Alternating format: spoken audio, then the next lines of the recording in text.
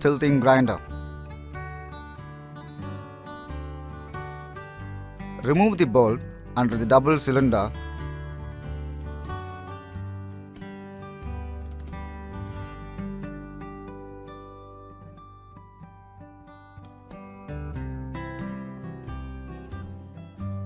and remove the cover present on top of it.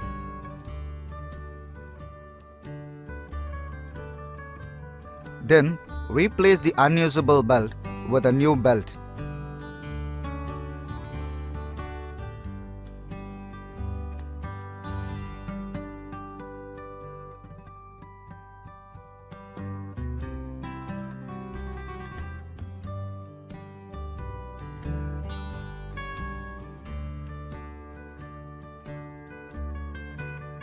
To replace oil, remove the top bolt of the bottom cylinder.